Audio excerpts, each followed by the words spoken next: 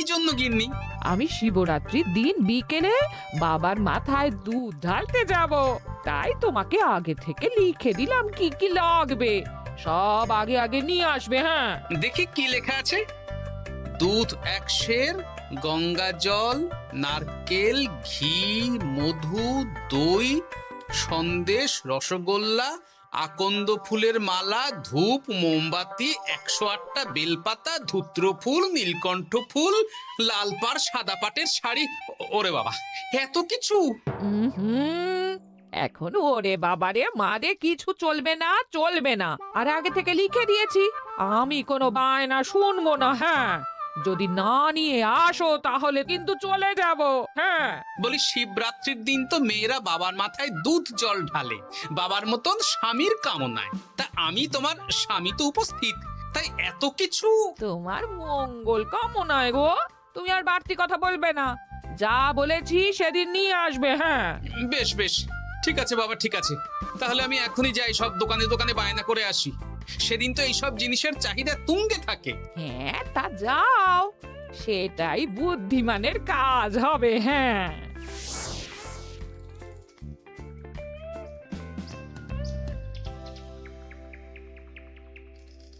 আরে এই তো পুটির বাবা, সকালে রাজসভায় গিয়েছিলে কিন্তু তেমন কোনো কথা হলো না। হ্যাঁ গোপাল দাদা, এখন কি যে করি। ঠিক আছে ঠিক আছে, আমি দেখছি কি ব্যবস্থা করা যায়, বুঝলে। ঠিক আছে গোপাল দাদা, একটু দেখো, বুঝতেই তো পারছো অভাবের সংসার। হ্যাঁ হ্যাঁ, কোনো চিন্তা করো না।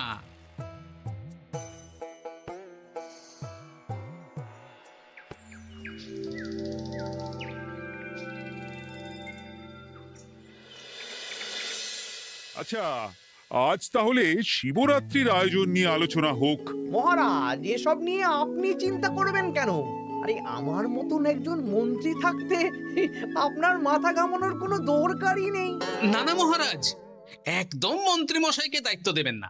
উনি প্রত্যেকবার দায়িত্ব নিয়ে সব তালগোল করে দেন, আর সব শেষে বলেন আমার ভুল হয়ে গেছে, আমাকে ছেড়ে দিন।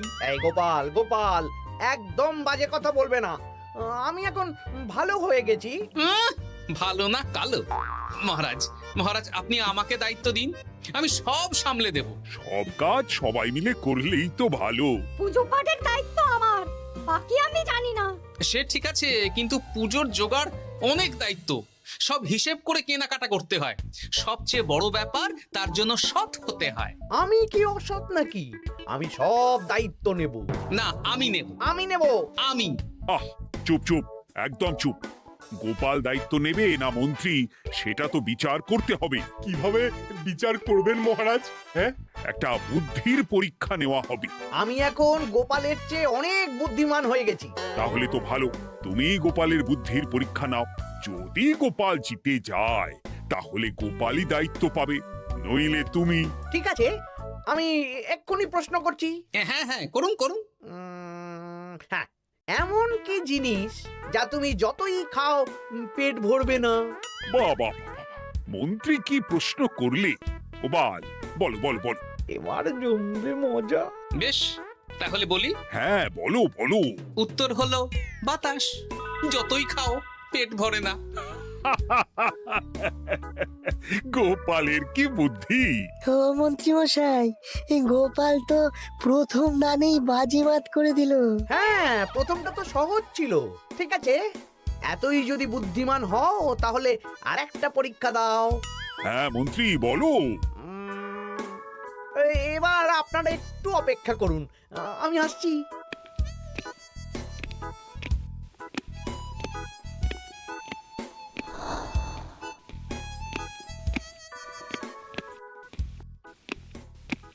এই তো মন্ত্রী এসে গেছে, আবার হাতে একটা খাঁচা। এই নাও গোপাল,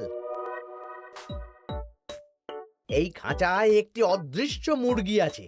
তুমি যদি বুদ্ধিমান হও তবে এর মাংস রান্না করে আজ নৈশভোজে মহারাজকে খাওয়াতে হবে। যদি না পারো, দায়িত্বের দও পাবে না। বেশ, তাহলে দিন, আমি রাতেই আসছি, রান্না করে নিয়ে আসছি। আপনারাও সবাই হাজির থাকবেন কিন্তু।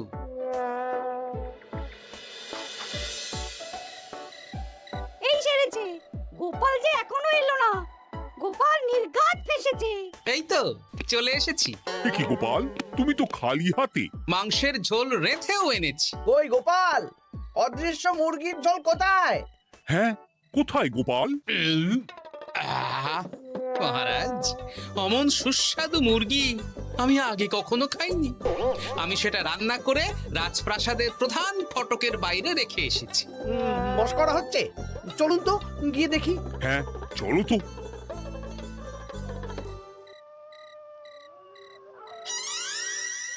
এ কি, এখানে তো কিছুই নেই, আমি তো দেখতে পাচ্ছি না। আমরা তো কেউ কিছু দেখতেই পাচ্ছি না। কোথায় কোথায় মাংসের ঝোল? আরে মন্ত্রী মশাই, অদৃশ্য মুরগি রান্না করলে ঝোলটাও তো অদৃশ্যই হবে। আপনি দেখতে পাচ্ছেন না, মানে আপনার মনে পাপ আছে, নইলে আপনার চোখের সমস্যা। মহারাজ তো ঠিকই দেখতে পাচ্ছেন, তাই না মহারাজ? এই রে, গোপাল তো মোক্ষম জবাব দিয়েছে। হ্যাঁ হ্যাঁ, চমৎকার ঘ্রাণ বেরোচ্ছে। মন্ত্রী, তুমি দেখতে পাচ্ছ না কেন? ইয়ে না মানে ঠিক আছে, ঠিক আছে, পাচ্ছি, দেখতে পাচ্ছি। একটু ঝাপসা লাগছে, মনে হয় চোখ দেখাতে হবে। তার মানে গোপাল তো মন্ত্রী মশাইকে পরপর দুবার হারালো। আর একটা সুযোগ দিন মহারাজ, শেষ সুযোগ। বেশ, দিলাম। গোপালের কিন্তু বিশাল বুদ্ধি। মন্ত্রী, দেখো তো তুমি পারো কিনা, আর এটাই শেষ সুযোগ। মহারাজ, গোপাল যদি এতই বুদ্ধিমান হয়, তবে ও কি বলতে পারবে কাল ভোরে আমার মনে প্রথম কোন চিন্তাটা আসবে? এটা তো খুবই সহজ কথা। কাল ভোরে আপনার মনে প্রথম চিন্তা আসবে মহারাজ যেন দীর্ঘজীবী হন এবং রাজ্যের উন্নতি হোক। এই সেরেছে, এবার তো মহা ফাপড়ে পড়লাম। আমি যদি বলি না, এটা আমার চিন্তা ছিল না, তবে মহারাজের কাছে গর্দান যাবে। আর যদি বলি হ্যাঁ, তবে গোপালের বুদ্ধির কাছে আমাকে হার মানতে হবে। কি মন্ত্রী, বলো। হ্যাঁ, ঠিক বলেছ গোপাল, এটাই আমার চিন্তা ছিল। সাবাস গোপাল, সাবাস, কি তীক্ষ্ণ বুদ্ধি। তাহলে এই বুদ্ধির পরীক্ষায় বিজয়ী হলো গোপাল। জয় গোপালের জয়। তাহলে শিবরাত্রির পুজোর আয়োজনের দায়িত্ব এবার গোপালের। আমার আর কোনো চিন্তা রইল না। মহারাজ, গোপাল তো সব দায়িত্বই পেল, আমাকেও কিছু একটা দায়িত্ব দিন। আমিও একটা ঈশ্বরের সেবা করার সুযোগ চাই। আহ, তুমি তো হেরে গেলে। তাতে কি, ভালো কাজ করতে চাইছি, একটু সুযোগ দিন মহারাজ। বেশ, তাহলে তুমি গ্রামবাসীদের ভোগ প্রসাদ খাওয়ানোর দায়িত্বটা নাও। ধন্যবাদ মহারাজ। হ্যাঁ মন্ত্রী, মিলেমিশে কাজ করো, কিন্তু ঝামেলা করো না। না না, আমি সুষ্ঠুভাবে পালন করব। ঠিক আছে মন্ত্রী মশাই, তাহলে ওইটুকুই করুক, কিন্তু আমার কাজে কোনো বাধা দিতে আসবেন না। না না না, তোমার কাজে কোনো বাধা আসবে না। আমি ভোগ প্রসাদ বিতরণ, খাওয়া দাওয়া, এই সব ব্যাপারটা দেখব।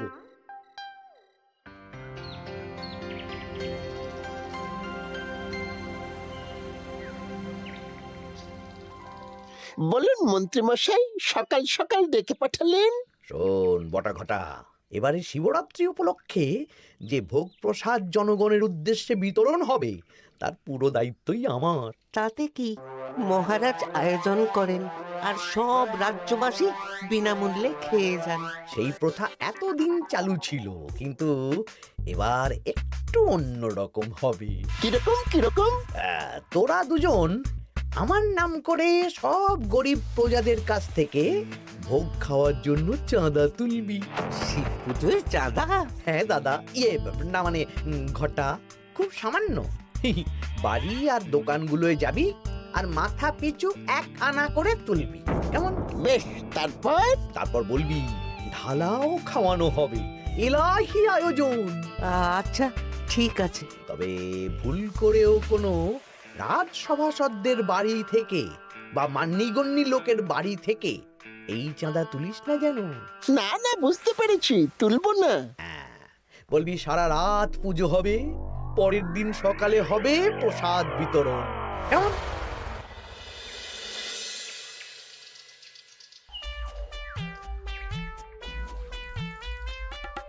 বলা এবারে শিবরাত্রি উপলক্ষে যে পূজা হবে তার ভোগ প্রসাদ খাবে তো?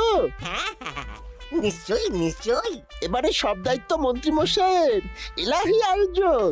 তা তোমাদের বাড়িতে কতজন সদস্য? আমি আর আমার গিন্নি দুজন। তাহলে দুয়ানা দাও, এক আনা করে দুজন। হ্যাঁ, আবার অর্থ দিতে হচ্ছে। হ্যাঁ, এলাহি আয়োজন, তাই এই সামান্য অনুদান। আচ্ছা বেশ, এই নাও দুয়ানা। চিন্তা করো না ভোলা, এমন খাওয়ানো হবে না। রাতের বেলা শিব পুজো আর পরের দিন সকালে জীব পুজো। বাবা বাবা বাবা, সব দোকানে দোকানে আমি যাচ্ছি, আর তুই লোকজনের বাড়ি বাড়ি যা। বেশ। রে কত হলো? অনেক হয়েছে মন্ত্রী মশাই, এই দেখুন। বাবা বাবা বাবা, এক আনা করে নিয়েই তো থলে ভরে গেছে। হ্যাঁ, এবার হবে মাছের তেলে মাছ ভাজা। মহারাজও ভোগের আয়োজনের জন্য আজকে মোহর দিয়ে দিয়েছেন। তার মানে তো আপনার মুনাফাই মুনাফা, লাভই লাভ। আমাদেরকেও কিছু দিন। দেব, এখনো কাজ বাকি আছে।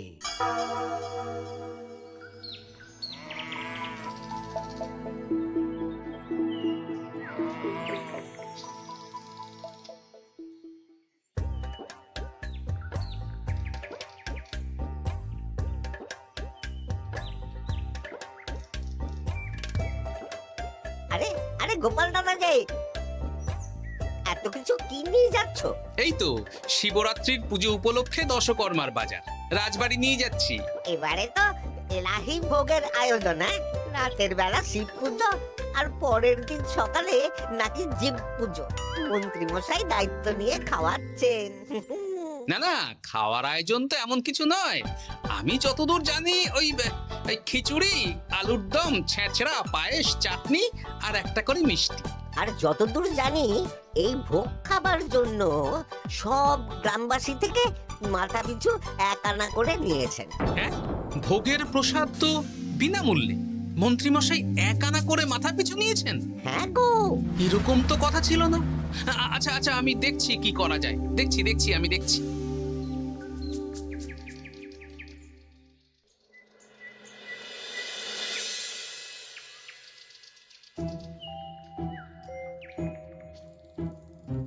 ভায়া, বলছি তোমার কাছে মন্ত্রীমশাই এসেছিলেন?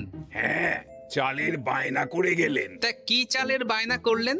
খুবই সাধারণ চাল, আমার দোকানে সবচেয়ে কম দামি চাল বলতে পারো।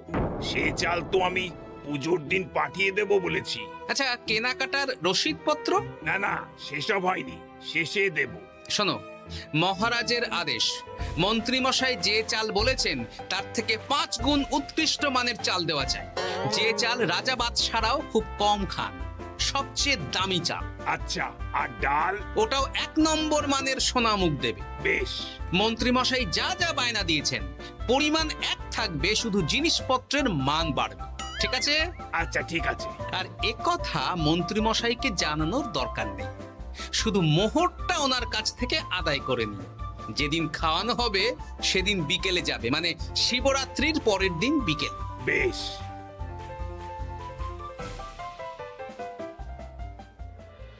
নাও ধরো গিন্নি, যা যা বলেছিলে সব কিনে এনেছি। এবার আমি মন্দিরে গেলাম, কেমন? ঠিক আছে গো, তুমি কি ভালো। দীক্ষেতা। চললাম এখন ভিড় সামলাতে।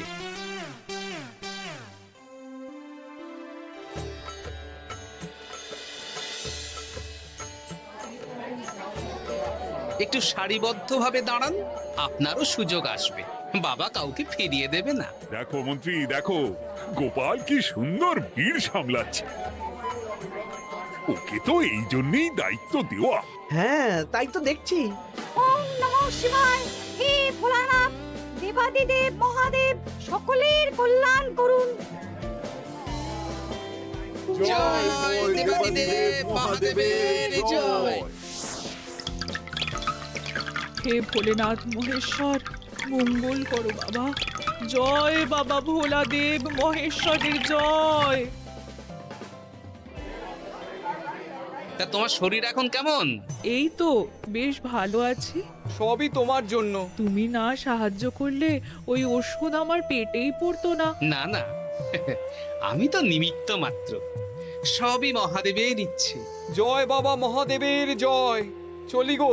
কাল ভোগ খেতে তাড়াতাড়ি চলে এসো।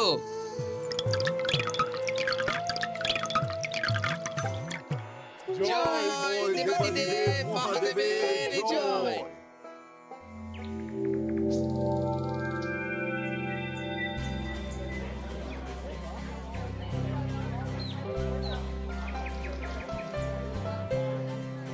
সত্যি মন্ত্রী মশাইয়ের ভোগের প্রসাদ পেয়ে মনটা ভরে গেল। কি সুন্দর রান্না, আর খাবারের গুণমান কি ভালো। তার উপর রসগোল্লা কত বড় বড়। এত বড় রসগোল্লা খাওয়া তো দূর, বাবার জন্মে চোখেও দেখিনি।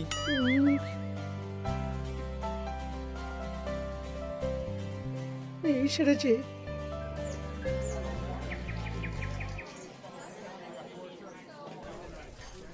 এই যে পাচক ঠাকুর, শোনো। বলুন মন্ত্রী মশাই, আজ আমি খুব খুশি। কেন? আপনি মহান। কেন?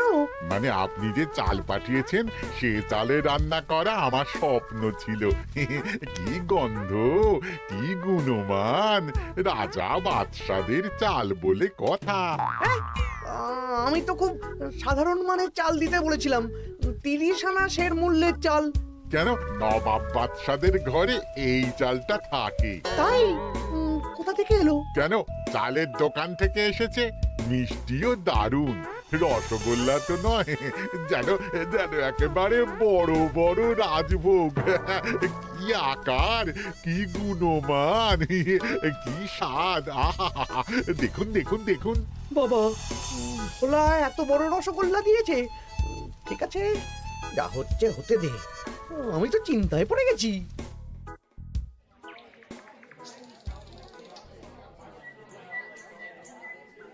মন্ত্রী, তুমি কি করেছো? তোমার নামে তো সবাই সুখ্যাতি করছে। না না, এই আর কি। আমি যা অর্থ দিয়েছি এই আয়োজনের জন্য তো তার চেয়ে 5 গুণ বেশি মোহর লাগবে, কিন্তু তুমি কি করে করলে? মন্ত্রীমশাই সত্যিই ভালো হয়ে গেছেন। দেখো গোপাল, দেখো মন্ত্রী সত্যি বদলে গেছেন। সবই তো জনগণের সেবার জন্য। কে জানে বাবা, কি গড়বড় হয়ে গেল।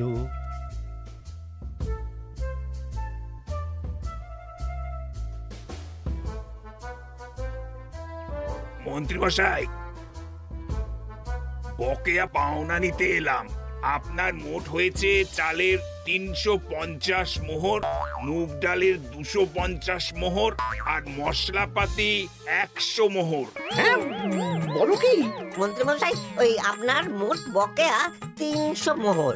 আর আমার এই 150 মোহর। হ্যাঁ, চলুন মহারাজ, একটু মন্ত্রীমশাইয়ের বাড়ির দিকে ঢু মেরে আসি। চল। চলুন, ওনাকে গিয়ে ধন্যবাদ জানিয়ে আসি। এই না না না, আরে আরে আমি কি করে দেব?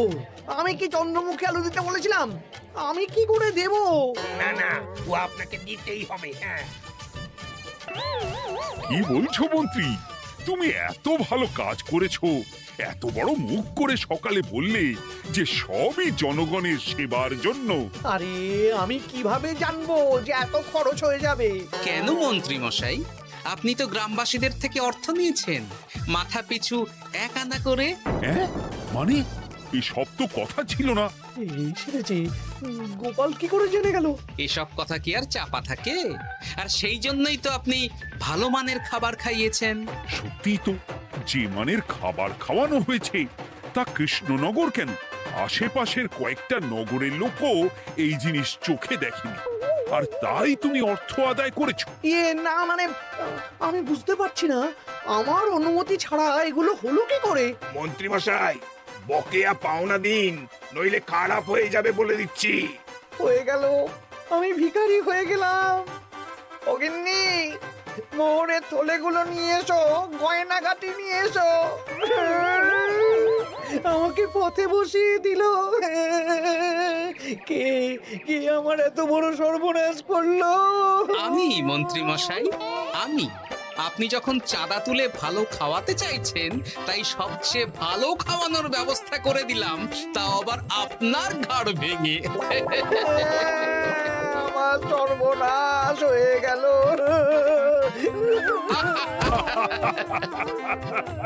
জয় মহাদেবের জয়।